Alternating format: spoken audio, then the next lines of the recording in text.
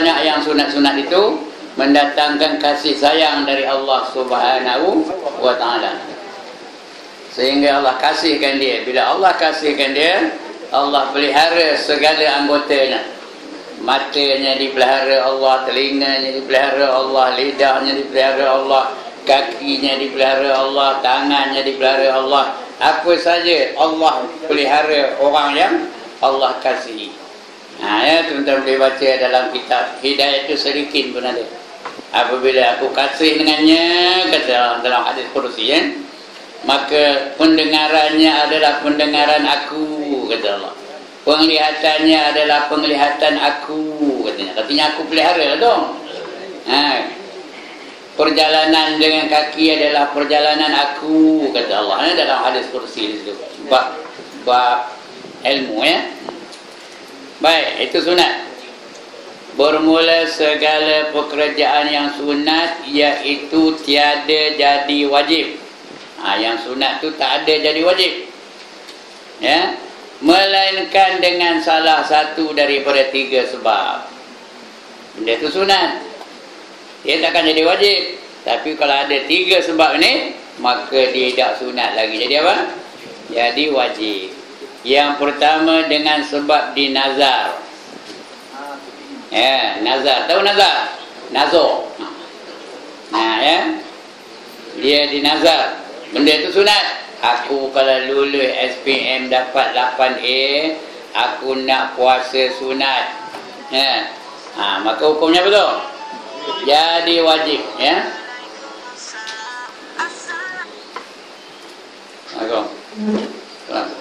Waalaikumsalam.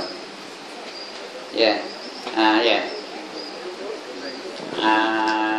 Kedai tak buka hari ni. Hari ni saya tengah ngaji on. Di Kota Raja. Esok insyaAllah. Okay. Waalaikumsalam warahmatullahi. Baik. Payah, ya. Banyak benar dunia ni. Buka kedai tapi tak bertunggu. Tak bertunggu orang nak beli. Telefon tak boleh datang pula. Itulah kerja. Mana yang buatnya? Nazar, ya. Bila dia niat nak puasa sunat, maka jadilah puasa itu nazar. Bila nazar, dia jadi wajib. Jadi wajib. Begitu juga nak buat korban. Kalau dia nazar nak korban, jadi apa? Jadi wajib dia berkorban. Atau akikah, wajib dia akikah kalau dia nazar. Semayang pun semayang sunat. Boleh tak dia nazar semayang sunat? Boleh, ya. Jadi dia wajib. Cuma nazar ni tuan-tuan dan perempuan, jangan nazar benda-benda yang wajib. Tak boleh, ya. Aku kalau sembuh penyakit, aku nak semayang 5 waktu. Kalau tak baik, tak payah semayang, ya.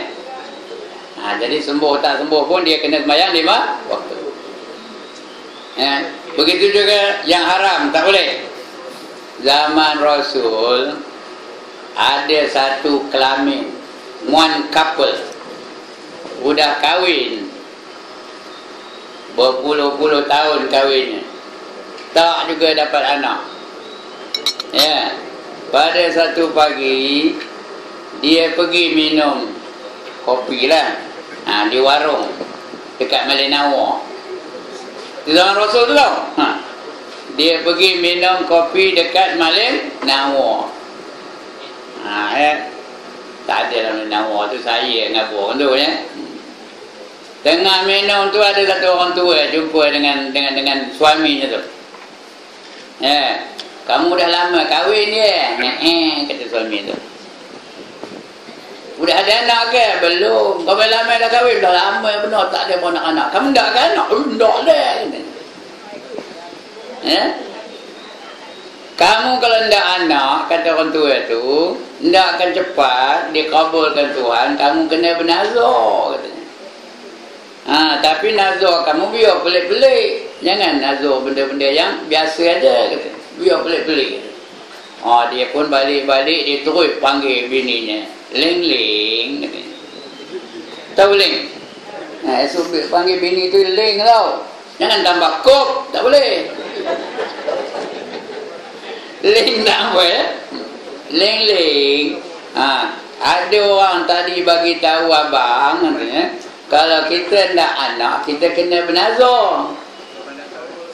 Tapi nazar tu biar pelik-pelik, jangan nazar yang biasa-biasa aja katanya. Kata kita nazar lah bang, kata dia isterinya. Mari kita fikir apa nak nazar. Fikir. Kata isterinya, gini lah bang.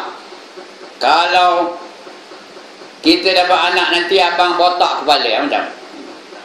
Kata suaminya, itu biasa aja. Kata Ronaldo botak kepalanya. Kata, kenal kita dengan Ronaldo ni?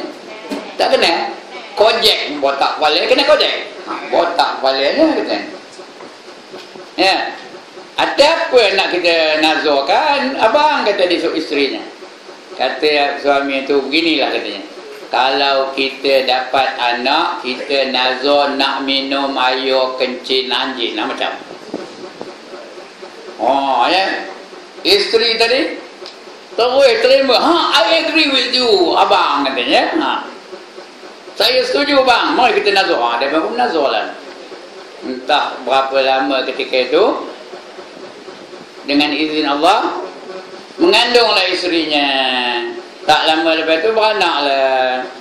Seronok dia dapat anak lelaki. Lupa dia makan nazar tu. Ya.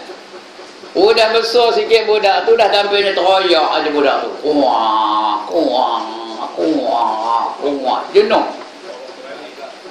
Bagi water beris compound tak mau.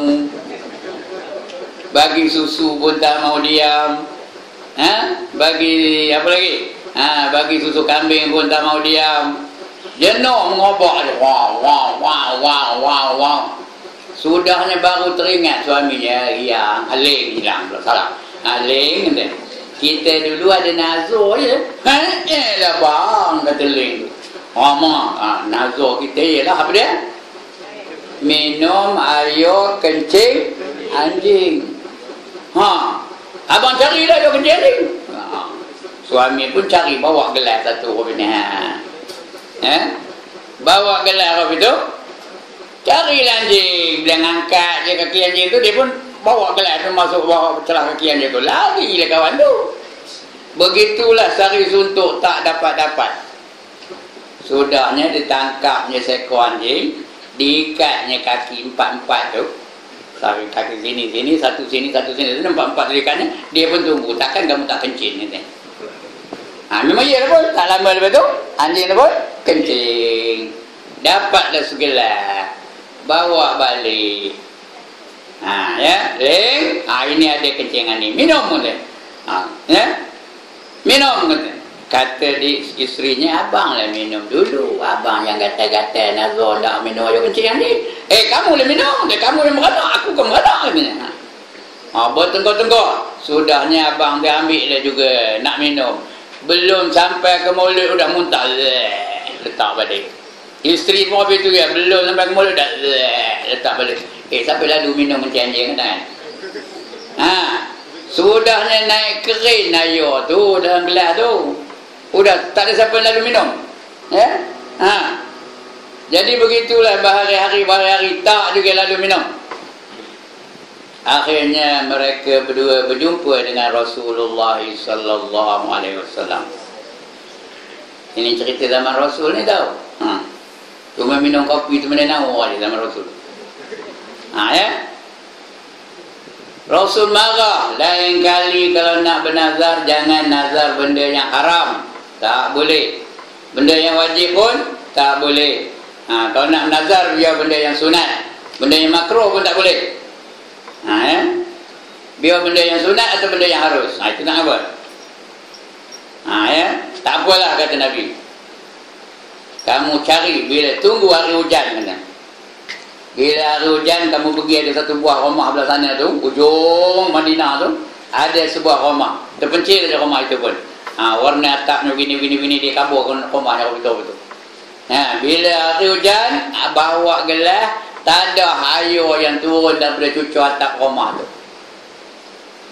Minumlah airnya. Dia bertanya, ya Rasulullah, ngapa itu dia penyelesaiannya ya Rasulullah? Jawab Nabi, dalam rumah itu ada orang yang tak semayang.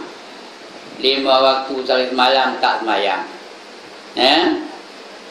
Oleh kerana ada orang tak semayang dalam rumah tu, maka air yang turun daripada cucu atap rumah tu sama taraf dengan air kencing anjing. Yang ni cerita betul ni bukan belak lawak. Cuma persembahannya lain sama tarafnya dengan air kencing anjing. Begitulah hinanya di sisi Allah orang yang tak semayang ni. Air hujan yang turun dari cucu atap tu tarafnya sama dengan kencing anjing. Agaknya hari ni lah banyak ada air turun cucu atap tu yang sama taraf dengan air kencing anjing. Banyak ke sikit? Banyak ya. Dalam rumah kita pun ada ke tak? Entahlah. Kalau ada air hujan yang turun dari cucu rumah tu sama taraf dengan air kencing anjing. Cuma hukumnya bukanlah najis mughalazah, pasal tak nampak najisnya, tapi tarafnya sama. Ya. Mereka berdua pun pergilah, tak ada air minum. Udah minum baru diam budak tu, tak ada menangis lagi. Ya. Begitulah pentingnya sembahyang dalam kehidupan. Sebab itu dia dijadikan Allah sebagai tiang agama. Padahal bukan teruk benar semayang. Teruk benar ya? Ada orang patah-patah kaki semayang? Mana ada? Ada? Ada orang sampai pecah kepala semayang? Tak ada. Lagipun ya, mana teruk semayang ke tawaf haji? Mana teruk? Semayang ke sa'i? Teruk sa'i lagi. Patutnya haji itulah jadi apa? Jadi tiang agama. Ngapa semayang pula? Yang pertama tu pasal teruk. Yang kedua, mahal nak pergi haji. Berapa ringgit nak? RM2 boleh pergi haji? Berapa? Sekarang ni paling kurang 10,000 kalau kali pertama. Kalau kali kedua 14,000. Nampak? Patutnya haji lah jadi apa? Jadi tiang agama. Tak ada sembahyang. Ini sembahyang pula. Ngapa? Ya, kerana itu sembahyang tu di sisi Allah terlalu penting. Paling penting ya. Ataupun puasa sikit kamu punya letih je lah. Udah pukul 5 tu, dah pukul 5 petang tu ya, nengok cucu kita minum air paip tu, rasa cendol ya. Itu sebab kalau nak nengok orang tua perangai macam berbudak, tengok ketika berbuka puasa. Okey dah. Ya. Lagi 5 minit nak buka puasa tu, nasi dah bubuh dalam pinggan. Rong. Mombong tu. Tahu ke mombong? Apa mombong? Meninggi macam gunung Kinabalu tingginya. Lepas tu bubuh pula keluar. Rong. Naik berenang nasi tu. Lepas tu bubuh pula di atasnya tamar, temikir, pisang, lantak ni lah pedas campur dengan manis. Peduli ke dah ni ya, orang berenang tu ya. Kemudian lagi 1 saat nak buka puasa ya. Radio dah sadaqallahul azim, dah lepas baca Quran ya. Udah lepas apa namanya, selamat berbuka puasa oleh siapa? Oleh siapa? Zamri bin Abdul Qadir. Tak kenal? Ya. Dia dah buka pisang tu. Dah kenal. Nunggu je tu. Bila pong bunyi kantung ngau katanya. Orang tua tu tahu. Ya dah. Ada bangkangan. Ini berlaku di kampung. Ni cerita di kampung tau. Sebelum berbuka puasa tu ada majlis tahlil. Pada hari itu, tu imam yang tukang baca tu bacanya perlahan menang. Ya? Bukan macam selalu. Kalau selalu laju. Selalu tu lillahi ma fis samawati wa ma fil ardi wa in tubdu ma fi anfusikum. Itu laju ya. Ini perlahan no. Lillahi ma fis samawati wa ma fil ardi wa in tubdu ma fi anfusikum aw tukhfuhu yuhasibkum billah. Begitulah cara dia bacanya. Lepas tu tahlil lah. Dia tengah tahlil tu betul-betul doa. Allahumma ja'al sawaba ma qara'na wa kabbarna wa halnalna. Ya. Berdoa tu, tengah berdoa tu berbunyilah kerantung, menandakan waktu dah masuk. Ya. Dia masih berdoa lagi Rabi tu. Orang lain macam mana buatnya? Tangan Rabi tu sebelah ini macam berbudak. Orang tua belakang tu. Semua umur lebih kurang 72 dah. Tahu orang 72? Orang itulah dia. Patutnya puasa dah jadi tiang agama. Tapi mengapa pula sembahyang? Ya. Itu pentingnya sembahyang tu. Jadi orang yang tak sembahyang tarafnya macam ayo kencing anjing, ya. Okey. Jadi 3 sebab nazar tu boleh jadi wajib, ya. Kalau tidak dia sunat. Dengan sebab dinazar hendak memperbuat akan dia, iaitu seperti akikah. Ini dekat time korban ni, dan korban. Yang dinazar akan keduanya dengan nama Allah. Kalau dia dah jadi nazar, tuan-tuan, tak boleh makan dagingnya. Kalau dia jadi nazar, kalau dia hukumnya wajib, ya. Kalau dia menazar, tak boleh dimakan dagingnya, ya. Atau yang berkaitan dengan nazar. Macam mana berkaitan dengan nazar? Kita tengah narik kambing. Narik kambing tu. Buat apa kambing tu, Ustaz? Kata, kambing inilah nak buat korban. Dia jadi macam nazar. Dia bukan nazar, jadi macam nazar. Ketika itu haram dimakan dagingnya. Dia dah jadi ada kaitan dengan nazar. Tuan-tuan boleh semak kitab yang bernama Sabilal Muhtadin, ada dalam tu, ya. Atau Furu'ul Masail ada dalamnya. Ini banyak orang tak tahu ni. Kadang-kadang saja sebut, ini lembu teman ni, esok nak sembelih itu katanya. Esok nak sembelih nak buat apa? Nak buat korban. Dia jadi ada hubung kait dengan nazar. Walaupun tak ada niat. Ya. Tak ada niat, tapi dia masih lagi dikira sebagai nazar. Yang ini banyak orang tak tahu ni. Bukan tuan-tuan lah, ya, orang lain. Tuan-tuan bukan tahu, ya. Ya. Mana boleh tak tahu tak apa? Siapa suruh tak tahu? Siapa suruh tak tahu? Ya. Dia buat tak tahu tak? Dalam ilmu, kalau amal tanpa ilmu ditolak. Al-amalu bi ghairi ilm mardud. Amal tanpa ilmu ditolak. Ya. Jadi kalau nak tahu macam mana? Belajar. Lepas tu jangan tuang belajar. Okey. Kalau katanya tak jawab apa dia? Kalau nak jawab ini untuk korban sunat, boleh. Nak ada perkataan sunat tu. Ya, ini untuk korban sunat, ini untuk akikah sunat. Itu nak kena jawab macam tu, ya. Kalau tidak, dia ada hubung kait dengan nazar. Ya. Itu yang payah tu, ya. Pasal kita tak tahu, ini untuk korban esok ni, gitu. Patutnya korban sunat, perkataan sunat kena ada. Baru dia tidak ada hubung kait dengan nazar. Bagi Allah atasku perbuat korban atau akikah dengan ini kambing. Ini itu dia punya apa? Dia punya lafaz tu. Kalau dia akikah atau korban, di lafaznya itu dia jadi nazar. Bila jadi nazar, haram dia makan daging itu. Kena dia sedekahkan. Korban tu wajib. Jadi korban tu wajib. Kemudian yang dah disembelih tu tak boleh dia makan dagingnya. Yang tak boleh makan dia itu atau keluarga? Dia aja. Orang lain, ya, lain kali kalau ada kopi tu hantar rumah saya. Keluarga dia boleh. Keluarga dia boleh, dia aja. Dia seorang ada. Dia tak makan kambing kot gaut. Jadi gaut tengah apa? Ya, siapa gaut hantar rumah saya, insya-Allah. Atau yang menyerupai, ini ada yang menyerupai nazar katanya, iaitu kambing yang telah ditakyin. Takyin itu ditentukan akan dia dengan katanya, ini kambing aku hendak perbuat korban. Kalau dia sebut korban sunat tak apa. Kalau aku hendak perbuat korban, dia jadi apa? Jadi nazar, ataupun ada hubung kait dengan nazar. Ada sini, Kalau ada orang nanya, ini dia dalilnya.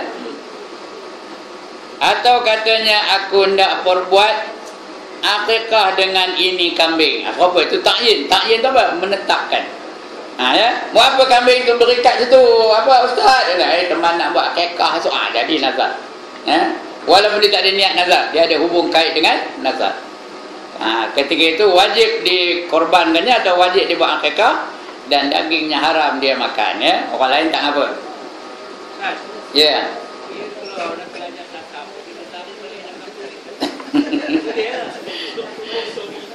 Boleh lah, ya. Sorry kita. Kabul Allah. Sorry kita. Dia dah siap cakap. Boleh, ya. Tapi tambah aja lah sunat. Korban ni korban sunat kita. Udah salah cakap tadi, ya. Ini kambing ni nak buat korban. Udah korban ni buat sunat, kita korban sunat. Tak apalah, ya. Tambah aja, bukan tarik balik, ya. Tambah aja. Tadi dia nak perkataan sunat tu. Baik. Bermula kambing yang tersebut itu wajiblah disembelih. Artinya kalau tak sembelih apa hukumnya? Berdosa dia, ya, haram. Wajiblah disembelih akan dia jadi korban atau akikah. Akikah ni apa? Akikah ni apa? Bila lahir anak maka sunatlah dia akikahkan anaknya. Setelah berumur seminggu ke sebulan ke, tak kira lah. Sebelum akil balik, sunat diakikahkan anak itu. Kalau lelaki 2 ekor kambing, kalau perempuan 1 ekor kambing, sunat diakikahkan sekali je. Ya, sekali je sunatnya. Kalau dah dia akil balik, tidak lagi sunat kita mengakikahkan dia, tapi dia sunat mengakikahkan dirinya sendiri. Ya, dia dah akil balik, dia dah besar, dia ada kerja, jawatan tinggi. Ayahnya ngabuk, aku makin tak ada akikah kamu, aku tak ada duit, aku orang miskin ketika itu, kata. Sunat dia mengakikahkan dirinya sendiri. Ibu bapanya atau penjaganya atau walinya tidak sunat mengakikahkan dia. Tapi dia sunat mengakikahkan dirinya sendiri. Kalau kita nak bagi juga dia, suruh dia naik akikah, bagi duit pada dia, kamu akikah lah diri kamu sendiri, bagi duit pada dia. Tadi maknanya bukan dari kita lah, dari dia, ya. Itu sunat. Korban pun, korban dia tak ada apa lah, dia hanya korban tu sunatnya ketika hari raya, ya. Itu sunat korban. Korban boleh berhari-hari, berkali-kali, tak apa. Tiap-tiap tahun pun tak apa, ya. Bukan sekali aja dah, setiap tahun boleh korban, ya. Hendakkan senang sekarang ni, Pak. Hendakkan senang, tak payah membeli, apa. Pergi kontak aja Ustaz Azhan. Boleh tak korban melalui Ustaz Azhan? Boleh. Tak ada Ustaz Azhan di mana? Di kampung pun boleh, Madinah Nawar pun boleh, Tuan Sekar pun boleh, ya. Luar negeri boleh tak? Kemboja boleh, ya, melalui izi korban. Boleh belakang tu. Ada kembara izi korban, kau nak pergi pun boleh. Jadi jangan tak berkorban. Kenapa? Nanti di akhirat besok, kalau orang itu tidak berkorban, ya, kerana saja-saja tak ada, nanti tak ada kenderaan dia daripada kubur sampai ke padang mahsyar. Itu guna korban tu. Binatang yang kita korban tu dah nanti akan menjadi kenderaan kita, dari kubur sampai ke padang mahsyar. Kalau unta lah kenderaannya. Kalau khabar lah kenderaannya. Kalau lembu lah kenderaannya. Kalau kambing lah kenderaannya. Tengok apa yang dikorbankannya. Bukan rugi dah, Allah balas balik esok 700 kali ganda. Masalul ladzina yunfiquna amwalahum fi sabilillah kamasali habbatin ambatat sab'a sanabila fi kulli sumbulatin mi'atu habbah wallahu yudha'ifu liman yasha' wallahu wasi'un alim, kata Allah, ya. Bandingan mereka yang menafkahkan harta mereka di jalan Allah, kambing ke, kobra ke, lembu ke, duit ke, apa sajalah, ya, adalah seperti seorang menanam sebiji benih. 1 biji benih ditanamnya, yang tumbuh darinya 7 tangkai. Seperti 1 benih tumbuh berapa tangkai? 7 tangkai. Pada tiap-tiap 1 tangkai itu ada 100 biji benih. Semua ada berapa? 700. Paling koman, paling kudi, paling lemah, paling sedikit. 700 kali ganda. Itu pun kata Allah, wallahu yudha'ifu liman yasha. Itulah yang selemah-lemah pembalasan dari Allah. Sedangkan wallahu wasi'un alim. Sedangkan perbendaharaan Allah itu amat luas dan Allah Maha mengetahui. Ini korban. Ini raya dekat ni, raya haji ni. Berkorban lah. Ya. Walaupun dulu berkorban, ada duit lagi, korban lagi, tak apa. Berapa banyak kali pun tak apa. Kata di akhirat itu naik apa? Dia ada korban unta, korban lembu, korban kobra, korban kambing. Atas esok macam mana nak naik unta, lembu, kobra, kambing, nak naik sekali macam mana? Pilihlah. Bukan sebelah kaki itu atas kobra, sebelah kaki lain lagi atas lembu, sebelah kaki itu cari pun pahala kita. Pilih yang terbaik. Macam orang offer kita mentokak. Ya. Orang offer kita mentokak. Ford Prefect ada, Hillman Imp ada, Morris Minor ada, Daimler ada, Ferrari ada, Lamborghini ada. Bukan Lamborghini ya, Lamborghini ada. Lagi apa lagi? Mercedes ada, lagi BMW ada. Pilih mana? Takkan pilih Ford Prefect kot. Korang-korangnya Ferrari ke, Daimler ke, Lamborghini ke. Ya. Jangan pilih Lamborghini sudah. Itu dia ya. Itu korban. Dia jadi wajib kalau dinazarkan. Ya. Dengan yang pertama dah. Ada masalah yang pertama? Kalau laki-laki buat dua. Tapi kalau dia buat satu je, boleh. Tapi tak ada markah penuh lah. dia buat lain tu. Boleh. Boleh. Dia bukan satu masa boleh. Ya, satu di sini, satu di sini. Tapi dua ekor juga dia dikorbankan. Boleh? Tak ada apa. Ya, masa lain ataupun tempat lain tak apa, boleh. Janji dia buat korban. Yang tak betulnya apa? Langsung tak buat. Itu yang tak betulnya. Habis. Nombor satu. Yang kedua, dengan sebab menyempurna bagi pekerjaan yang wajib, iaitu tiap-tiap pekerjaan yang sunat yang tiada seumpama pekerjaan yang wajib itu, melainkan dengan dia, maka iaitu jadi wajib pula dengan sebabnya, tetapi disyarat akan pekerjaan yang sunat itu daripada jenis pekerjaan yang wajib itu jua. Ya. Seperti apa? Seperti orang nak semayang. Orang semayang apa hukumnya? Semayang apa hukumnya? Wajib. Nak semayang tu dia wajib. Tapi wajib mengambil uduk. Iya ke tak? Ada bangkangan. Nak semayang wajib mengambil uduk. Nak mengambil uduk kena ada air. Kalau tak ada air, apa nak ambil uduk kan? Kena ada air. Dan air hanya boleh didapati dengan menggali parit. Menggali perigi. Menggali bukan bergali ya. Menggali perigi. Tahu menggali? Ngorek perigi. Bila dia ngorek ada air, maka ketika itu wajib ngorek perigi. Dia tak ada kena-mengena dengan sembahyang. Hanya ngorek perigi, tapi dia jadi wajib. Mengapa? Hanya dengan ngorek perigi dia dapat air. Bila ada air, dia boleh ambil uduk. Bila dia boleh ambil uduk, bolehlah dia sembahyang. Nampak tu? Ya. Ada kaedah tu. Ma yatimul wajib illa bihi fa huwal wajib. Dalam apa kaedah usul fiqh. Ya. Sesuatu itu, apabila sesuatu itu wajib, maka jalan ke arah sesuatu yang wajib itu adalah juga wajib. Ya. Wajib untuk melahirkan negara yang apa? Baldatun thayyibatun. Apa?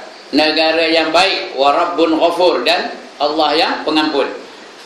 Memperjuangkan supaya negara jadi baik mengikut undang-undang Islam, dan dapat keampunan dari Allah. Hukumnya apa? Hukumnya wajib. Maka jalan ke arah itu juga adalah wajib. Faham ke cakap saya ni? Nak terang benar-benar kan? Faham benar-benar ya? Maka jalan ke arah menuju negara yang baik tadi, negara yang aman, negara yang diridhai oleh Allah, negara yang dapat keampunan dari Allah, jalannya juga adalah wajib. Sebab itu bila dapat khotbah pangkal, dia nak bawa ke saya. Pangkal tak mana? Ya. Agak-agak yang mana agak boleh memberi kita keamanan, kesentosaan, keadilan dan sebagainya. Yang itulah wajib tu. Ya. Dari hukumnya wajib tu. Sebab itu wajib kita menyertai jamaah yang menyeru kepada kebaikan dan mencegah kepada kemungkaran. Ya, wajib tu. Yang ni tu. Tengok contoh dia, macam mana contoh dia? Iaitu seperti diwajibkan atas lelaki menutup barang yang antara pusatnya dan lututnya daripada auratnya. Ya. Di dalam sembahyangnya, padahal barang yang di antara pusat dan lutut itu iaitu di atas pusat dan di bawahnya lutut, iaitu perhinggaan yang sangat sedikit, yang sempit bagi orang yang mempunyai akal hendak mengambil bicara dengan dia. Maka tak dapat tiada jika kita hendak tutup barang yang antara keduanya itu, maka hendaklah kita tutup keduanya pula. Bersama-sama baru jadi sempurna tutup barang yang antara keduanya. Ya, yang nak ditutup tu barang yang antara kedua aja, pusat dengan lutut. Ya, sempit pula tu. Dia bukan boleh ambil kain tu letak pusat tu, tutup pusat, betul, tutup pula lututnya. Ya, pohon terbuka. Boleh kan? Tak boleh. Jadi maknanya walaupun teksnya tu tutup antara pusat dan lutut, artinya pohon pun tutup sekali, semua tutup sekali.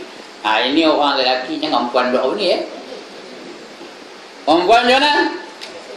Seluruh anggotanya wajib ditutup. Jadi nak menutup aurat tu dengan apa? Dengan kain. Kain macam mana? Kain mana dapat? Dengan menenun kapas. Kapas mana dapat? Tanam. Maka wajib menanam kapas. Kenapa? Dengan adanya kapas, adanya benang. Adanya benang, adalah kain. Adalah kain, bolehlah menutup auratnya. Nampak tu? Ya, dia berkait kain tu. Jadi jalan menuju kepada yang wajib tu juga adalah wajib. Sebab itu yang fardu kifayah ni bukannya dua aja. Kita orang Melayu ni fardu kifayahnya dua aja. Sembahyang berjemaah dengan dua, lagi satu apa? Sembahyang jenazah. Itu aja dua. Padahal fardu kifayah tu yang amat banyak, wajib kifayah tu. Cukup banyak dari segi makanan. Apa hukumnya mengeluarkan makanan yang suci dan halal? Apa hukumnya? Wajib. Ya, padahal dia pekerjaan itu pekerjaan harus saja, tapi wajib hukumnya. Ya. Lagi apa? Mengerjakan haji hukumnya apa? Wajib. Tapi belajar untuk pergi ke haji itu juga adalah wajib. Dan sebagainya, ya. Jadi macam itulah contoh yang dibagi ni, kompleks sikit, ya. Padahal pada barang yang antara pusat dan lutut, iaitu di antara pusat dan di bawahnya lutut. Pusat atas, bawahnya lutut. Bukan dua-dua itu saja, iaitu perhinggaan yang sangat sedikit, yang sempit lagi bagi orang yang mempunyai akal, hendak mengambil bicara dengan dia. Maka tak dapat tiada jika kita hendak tutup barang yang antara keduanya, maka hendaklah kita tutup keduanya pula bersama-sama, baru jadi sempurna. Baru jadi sempurna tutupnya tu, ya, barang yang antara keduanya. Ya. Kalau tutup saja bawa sembahyang, tentu kesahnya. Dia tutup antara pusat dan lutut. Ya. Tutup pakai seluar. Pakai seluar. Seluar tu bawah pusat sikit. Di atas itu pakai t-shirt. T-shirt tu pendek penuh. Apa dah? T-shirt ni kena jaga betul-betul, pendek kadang-kadang tu. Bila dia rukuk, apa dah? Nampak bawah pinggang itu sampai alur punggungnya pun nampak. Tak kubur je lah. Apa hukumnya? terbukalah auratnya dalam semayang. Ramai ke tak ada orang buat apa ni? Saya pernah negur seorang budak muda di masjid. Tapi itulah bila dia rukuk tu nampak alur punggung itu. Dia sujud pun nampak. Sudah ni saya panggil mari pakcik seronok benar tengok kamu ni. Dia pun kembang dia mesti. Budak-budak muda macam lain kan bayang kamu je bayang bagus betul kamu ni. Seronok pakcik tengoknya. Dia terima kasih pakcik. Tapi kalau lain kali kamu pakai baju apa itu, kamu masuk dia ke dalam, biar seluar kamu tu di luar. Kenapa pakcik? Bila kamu rukuk tu nampak alur punggung kamu tu. Terbatal ke pakcik? Ikut ilmu saya batal lah kata saya. Kena sembahyang balik ke pakcik? Kena kata saya. Dia pun bersalam, beria benar salam. Seronok benar dia agak ni. Pasal dia tak pernah orang negur dia. Tapi kita negur dia tu jangan nengkin dulu. Uji dulu. InsyaAllah dia boleh menerima teguran kita. Tuan-tuan dari mana negur orang tak apa tu? Lain kali tegur betul. Tegur tu puji dulu. Budak muda lain kan tak apa kamu tu, kata kamu je yang anu je. Demikianlah engkau kiaskan dengan dia pada tiap-tiap pekerjaan yang jadi kesempitan bagi kita. Bagi kita bicara akan dia. Kalau payah nak bicara, cari-carilah apa namanya, iaitu seperti segala tempat yang dibasuh akan dia. Dan pada wuduk dan pada segala tempat yang berjiran dengan najis. Benda yang payah nak pelihara najis tu, berjiran dengan najis dan nak dipelihara payah. Jadi biar dia jauh betul-betul. Jangan ada rasa was-was setelah itu. Jangan ada rasa ragu-ragu. Jangan ada rasa dolak dalik. Biar kita yakin betul-betul tak ada najis, baru kita bawa sembahyang. Nutup aurat biar tutup betul-betul, baru kita tutup aurat kita tu. Itu orang lelaki, orang perempuan semua sekali kena tutup. Termasuk kaki perempuan. Kaki tu pun kena tutup pakai stokin. Kalau berjalan pasal malam pakai selipar je, keluar kaki tu, apa hukumnya? Kali lagi, apa hukumnya? One more time, what is the hukum? Haram. Tutup kaki tu, pakai stokin. Kalau kadang-kadang ada tak orang pakai tudung, beria benar pakai tudung, tapi berbelah kainnya, ada ke tak? Dia nak semua anggotanya tu ditutup betul-betul. Udah ditutup, jangan pula nampak bentuk bodinya. Bentuk potong gitar ke, potong gambut ke, potong double bass ke. Ada tak? Ada tak orang perempuan potong double bass? Ada jadi biar jangan nampak potongan cutting dia tu, jangan nampak. Sebab itu pakai apa? Longgo-longgo. Pakaian tu biar longgo. Warnanya yang gelap-gelap. Jangan yang terang benar, kejor di lembu. Yang gelap-gelap, jangan terlalu obvious, terlalu cerah. Boleh mengambil perhatian orang ramai.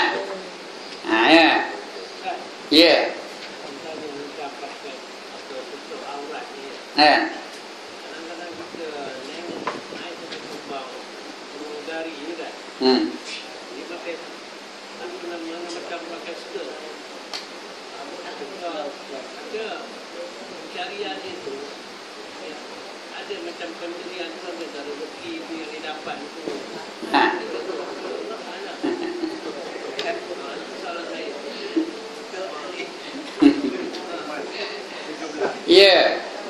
Pencariannya tu halal ke haram? Duitnya halal, perbuatannya haram. Pencariannya tu masih halal tapi tak berkat. Tak berkat. Itu sebab duitnya kadang-kadang habis gitu je. Tuhan tak bagi keberkatan. Yang haram tu perbuatannya. Duit tu tetap duit halal. Boleh naik haji tapi hajinya tak berkat. Itu yang lepas naik haji tu balik, buka balik. Tutup ketika naik haji je.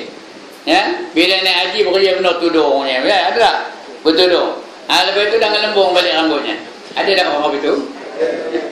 Sudah dia membayar. Siapa yang bayar apa ni? Jangan lu Jangan bayang siapa-siapa. Ya, perbuatannya itu sah. Hajinya sah, tapi tidak mendapat haji yang mabrur, tak dapat. Karena hajinya itu tidak mencegah dia daripada perbuatan fahsya dan mungkar. Begitu juga orang semayang, macam cerita tuan tanya tadi ya. Dia berjalan tak ada menutup aurat. Jadi dia semayang. Semayangnya sah tak? Sah. Tetapi semayangnya itu tidak dapat mencegah daripada perbuatan fahsya dan mungkar. Kalau dia betul-betul semayang, dia tercegah daripada perbuatan fahsya dan mungkar. Inna salata tanha 'anil fahsya'i wal munkar. Sesungguhnya semayang itu mencegah daripada perbuatan keji dan perbuatan mungkar. Bermakna orang yang semayang dia tak ada berzina. Orang yang semayang tak ada minum arak. Orang yang semayang tak ada ngambil nombor ekor lagi. Orang yang semayang tak ada ngumpat lagi. Orang yang semayang tak ada nyemur kain. Tidak pandai benar namanya. Tapi tak ada nyemur kain kita. Ketang tak ada. Kenapa? Dia sudah tercegah daripada perbuatan fahsya dan mungkar. Siapa mencegahnya? Allah mencegahnya. Hati dia tertutup untuk melakukan kemaksiatan. Tapi mengapa buat juga? Mengapa ada orang semayang-semayang juga, kerikut-kerikut juga, semayang-semayang juga, ngambil nombor ekor juga, semayang-semayang juga, ngumpat-ngumpat juga, kenapa? Adalah something wrong. There must be something wrong in the method you pray. Mungkin bacaannya ke tak betul. Lagi? Atau mungkin gerak-gerinya ke membatalkan semayangnya, dia tak sedar. Atau mungkin niatnya pun tak ada ikhlas ke. Macam-macam kena cek balik. Kalaulah berlaku seperti itu. Begitu juga haji. Kadang-kadang ada perkara-perkara yang dilakukan ketika menaik haji itu yang tidak sesuai dengan kehendak Allah dan Rasul. Maka berlakulah benda itu. Haji tapi lepas itu balik berjoget. Udah balik dari haji itu boleh berjoget tu. Dari Melaka ke negeri Pahang, singgah di Johor beli barangan, punya lebih bingung ya. Dari Melaka pergi ke Pahang, apa dia cekik Johor tinggalnya. Padahal kalau shortcut boleh tak dari Melaka ke Pahang tu? Buat bingung tu. Kan sedar dia main tu tau. Ditipu dia orang dulu aja. Ya. Tak sedar pasal apa? Pasal dia tidak tidak betul. Semayangnya tak betul, hajinya tak betul, dan sebagainya. Maka ibadahnya itu tidak memberi bekas kepadanya, tidak memberi kesan kepadanya, tidak mendidik dia untuk menjadi manusia yang lebih baik. Ya, lagi? Apa? Sebelum kita pergi yang ketiga. Ya, jadi maknanya yang kedua ni tadi, sesuatu itu wajib. Apabila sesuatu itu wajib, maka jalan menuju yang wajib itu, maka hukumnya wajib. Contoh itulah, mayang itu wajib, maka menggali perigi untuk mengeluarkan air itu juga hukumnya wajib. Mayang itu wajib, maka menutup aurat itu juga adalah wajib. Kerana menutup aurat itu wajib, mengeluarkan kilang kain juga hukumnya wajib. Dan seterusnya ya. Begitu juga mengamalkan Al-Quran dengan benar, hukumnya wajib. Warattil Quran tartila, hukumnya wajib ya. Tapi belajar Al-Quran hukumnya fardu kifayah. Belajar Al-Quran macam mana jadi tahfiz ni, hukumnya fardu kifayah. Mengamalkan Al-Quran dengan sempurna hukumnya fardu ain. Faham tak kat saya ni? Baca Quran tu mesti baca dengan sempurna, fardu ain. Belajarnya fardu kifayah. Kalau ada orang lain belajar, dia tak ada berdosa. Tapi kalau dia tak belajar, tahu ke dia baca dengan betul? Tahu ke dia baca dengan betul? Tak tahu, tak belajar ya. Jadi bila tak belajar, itu yang kadang-kadang kita dengar tu macam-macam bunyi tu. Bismillahirrahmanirrahim. Betul ke tu? Bismillahirrahmanirrahim. Betul ke? Nerrahim. Hem ke him? Sekali lagi, hem ke him? Ner ke nir? Ya. Alhamdulillahi Rabbil Alamin. Apa salah? Alhamdulillahi Rabbil Alamin. Berapa salah? Ha? 3. Alham. 1 lagi. Bel. 1 lagi. Ha, min. 1. Ha, min ya nun min bukannya men ya. Ha ya. Ar-Rahmanir Rahim. Ha, berapa salah? Ar-Rahmanir Rahim. Apa salah? Ha, 2. Ar-Rahman Nir. Patutnya apa? Nir. Ha, Rahim, Rahim begini. Ada haim belah tu. Nak action, nak gaya benar katanya. Ar-Rahmanir Rahim katanya. Macam orang azan juga kadang nak gaya tu. Allahu Akbar, Allahu Akbar kata berbenar. Ha ya. Padahal ada kaf di atas akal, ada kaf di atas ek. Ha. Kadang-kadang nyebut Allah pun tak betul. Ha, Allah